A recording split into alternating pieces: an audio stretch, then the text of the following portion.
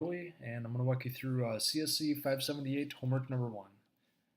All right, the first step we worked on was the evaluate function. We wanted to get accuracy, mean squared error, cross entropy, and log likelihood as the outputs.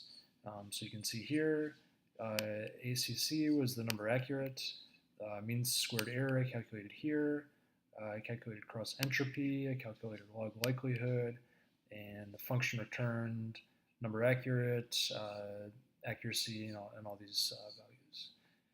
Next up was the SGD function. For SGD, we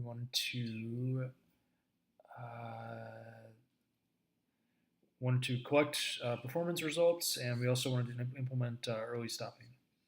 So you can see here, our performance results came in from the evaluate function. So for the test data, A, B, C, D, E were accuracy, mean squared error, cross entropy, log likelihood, number correct, etc. Same deal for training results. If there was no testing, we just returned the training, returned it in a list, and returned a combined list of training results and test results. As far as early stopping, there are a number of ways you could do this. I just used an if statement. So for each loop through here, I updated the accuracy, and if accuracy hit 1, then that was it, I stopped. Next up was the edited backprop function. So for the backprop, we wanted to just initialize a structure full of zeros based on the size of the network. I just said for I and sizes of the network, I would I would create a structure of zeros of that size, and then as we went through, I updated the zeros to the weights. Okay, next we go on to the implementing the function. First step was we wanted to show the activation array from backprop.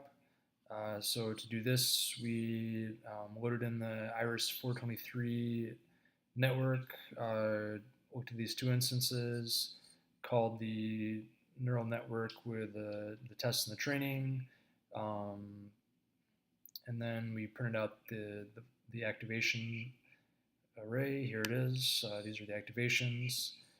You can also see that it correctly produced the training and testing values, mean squared error, cross entropy, etc.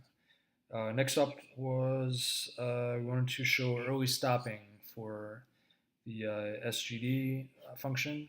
To do this, we loaded in the XOR database, initialized it with a size, two inputs for neurons and then two outputs. So we used a batch size of 1, an eta of 2.2, and I used a max epochs of 200 just so that my set was not converging by 18, so I just wanted to see where it converged. So you can see in this case that epoch 36, we got 2 of 4 correct, an accuracy of 50%. Epoch 37, we got 4 of 4 correct, an accuracy of 100%. And epoch 37 is where we stopped. We can also see here, these were the values returned from SGD for each epoch. So the next thing we wanted to do was an iris experiment. We loaded in the iris data. We initialized with a network size of 4, 16, 16, 3.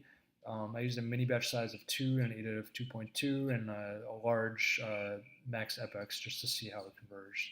So you can see here that we went all the way through the max epochs. We got 50 correct out of 150 and accuracy of 333. I fiddled around with these numbers a little bit.